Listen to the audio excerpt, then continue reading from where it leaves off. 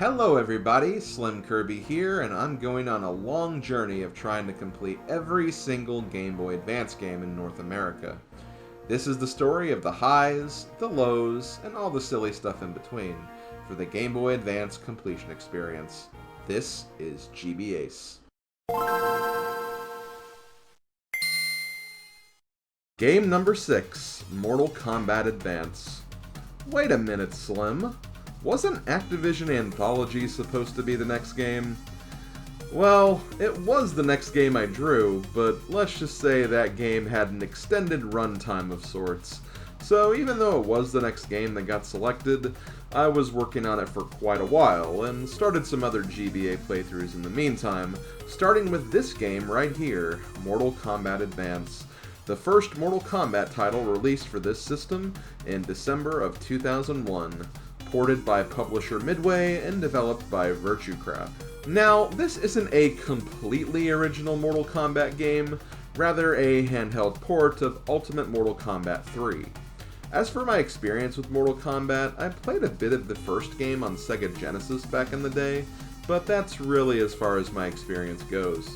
To be honest, I'm not much of a fan of 2D fighters. Aside from the original Mortal Kombat and Street Fighter II, I don't really gravitate to this genre much, and even in those cases, I wouldn't say I really loved the games. They were just titles I played with my family members sometimes. If I'm playing a fighting game, it's likely Smash Brothers, but even that's not my first choice of party multiplayer game, as you guys know. But yeah, let's get into Mortal Kombat Advance. It's not great. I mean, presentation alone, you can probably see this looks jank as hell, and trust me, it is.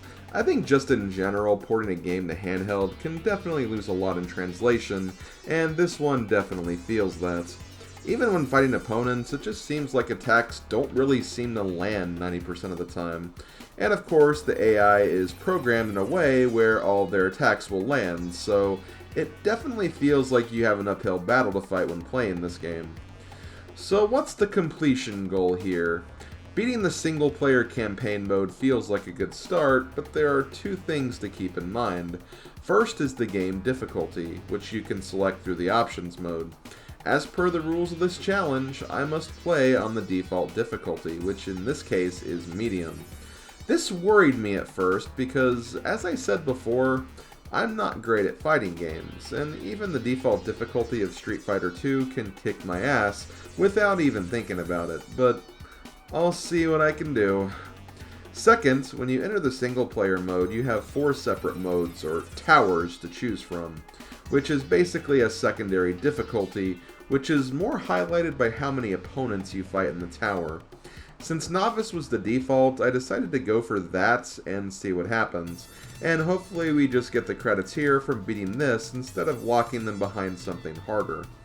But yeah, I ended up picking Jax as my character and officially entered the Mortal Kombat ring. Starting this game, it was pretty rough, not gonna lie.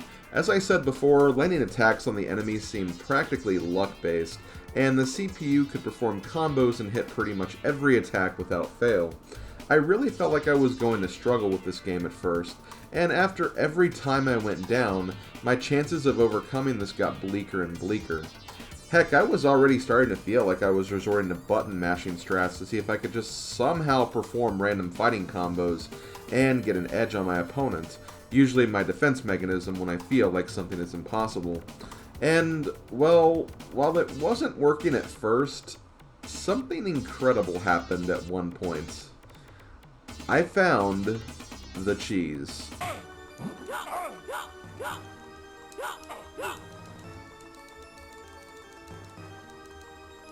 Oh wait, he's taking damage. Did I find cheese? I found cheese! For some reason, doing a jump plus kick move just puts the AI in a constant defensive stance that they don't break until you stop moving or try something else. And more than that, even though they block the attack, you still do a very small amount of damage to them. It's not much, but since they're not doing anything else, I could actually exploit this and continually attack in this fashion through the whole fight until they went down. And, well, it worked. I took down Scorpion and was finally on my way to fighting the next opponent. And sure enough, every single fighter in this single player mode went down in the same exact fashion. Sub-Zero went down, Jade went down, Cyrax went down, Kung Lao went down, the random two-person endurance fight also was no issue, and even the final two opponents, Motaru and Shao Kahn, despite putting up some better resistance with stronger attacks, still couldn't break through my dropkick offenses. They went down as well, and the Novice Tower was officially cleared, bringing on the game credits for me. Does this mean the game is complete then? Well, technically yes it does, but I decided to test myself a little, and at least try and beat the Warrior Tower as well. As I said before, it's not too much different from the Novice Tower, just has one extra fight to do. Really, the difficulty didn't change much for the opponents though. Maybe a few were a little more aggressive and could break out more, but once again, I just decided to dropkick my way to victory once more, and, well, it was still working, so why the hell change anything? The extra fight I had was against Human Sub-Zero, and he was actually a bit more annoying than the other Ice Jerk, but still just as exploitable with the same strats I was using before. I made it to Shao Kahn once again and took another victory, officially clearing the Warrior Tower. Once again, we did get the credits, but we also got a secret unlockable character in the form of the human version of Smoke. So hey, at least we got an additional reward for this. So yeah, with that, am I officially done with Mortal Kombat Advance? Well, I may have attempted the Master and Grandmaster Towers as well. How did those experiences go? Well, see for yourself.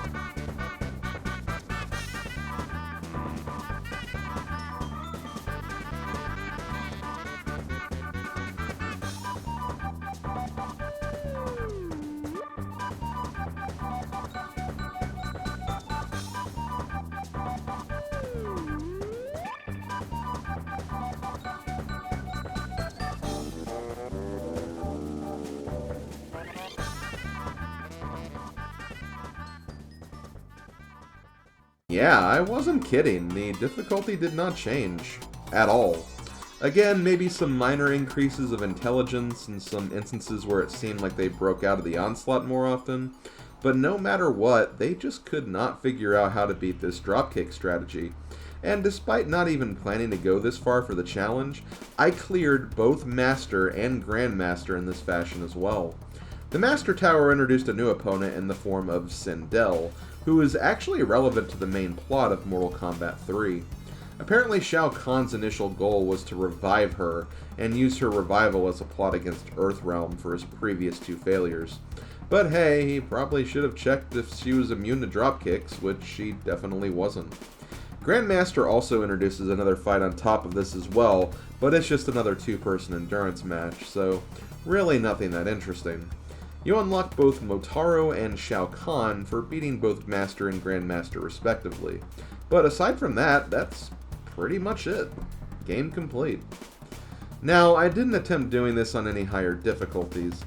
As I've said before, this challenge will only focus on clearing the game on the default difficulty level, and I will only aim higher if the credits are locked behind that incremental intensity. And this clearly was not one of those cases. Could the dropkick strategy still work? I don't know, probably, but I really wasn't about to try and find out. I also tried to show off a fatality before I stopped playing, but for some reason they just really weren't working for me.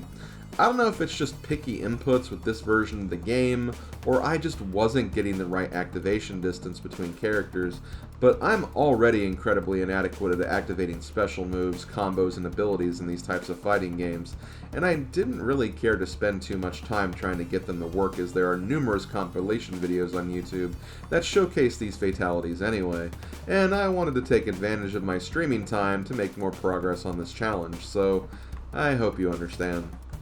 But yeah, that was Mortal Kombat Advance, and I'm surprised this ended up being the shortest game for the series so far. And that's even after I extended my goal as well, so hey, glad this ended without any major hangups. I stand by what I said though, this game was not great, and as easy as it was, once I figured out the cheese strat anyway, well, let's just say that making a game easier doesn't always make it more fun. I've pretty much spent an entire hour just jumping and kicking after all, so you can really only have so much excitement with that particular amount of gameplay. However, if I attempted to play this game in the way that it was intended, I do not think I would have had an easy of a road, and if anything, it would have still not been very fun, but for a way more annoying and frustrating reason.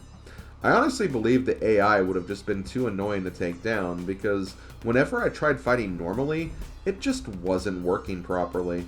Hell, the only time it did was this incredibly random combo I got against Jade during one of my tower runs.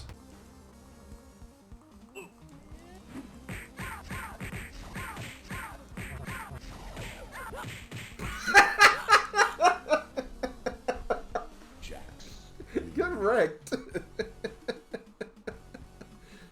Yeah, I don't even know what happened here. I think I just forgot to jump, and after landing like 2 or 3 attacks in a row, I just panicked and kept pressing buttons, leading to an instance of absolute ownage against the girl. Man, who needs fatalities when you have onslaughts like that, right? For my difficulty rating, I have to give this a 1 out of 5. Now, I realize this is only because I cheesed this game so badly. If I played this normally, this would have easily been a 4 at least.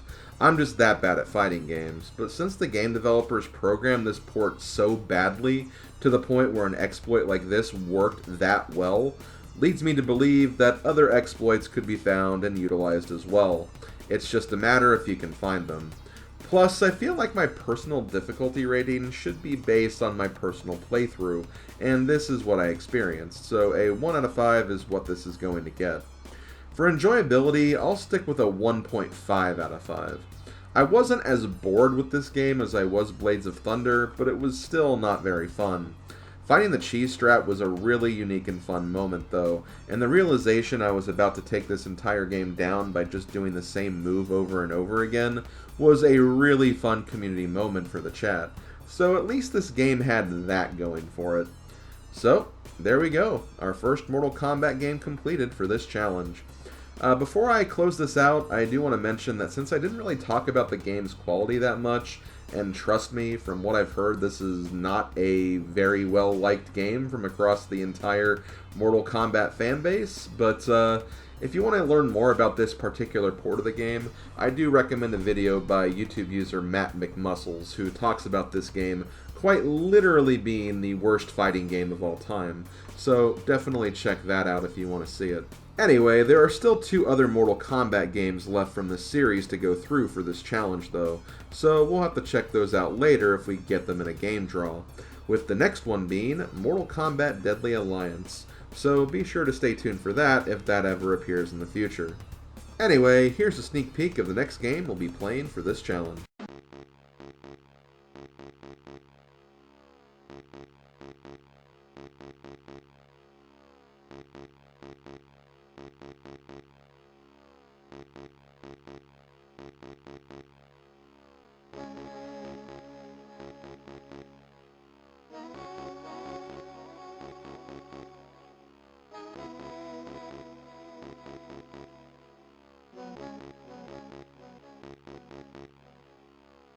Okay guys, thank you for watching this summary, I really appreciate it. Don't forget to leave a comment and or like on the video, as those will really help me in these videos out. And stay tuned for future summaries of this series. If you also want to watch full playthroughs of these games for this challenge, check out the video description for a full playlist of everything that's been uploaded and exported so far. And if you're curious about what I'm playing right now for the challenge, be sure to stop by my Twitch channel to see what my current progress is. Just be warned, I'll be a lot further ahead of where we are for these summaries, so keep that in mind. This has been SlimKirby in the GBA series, and I'll talk to you fine people next time. Later, folks.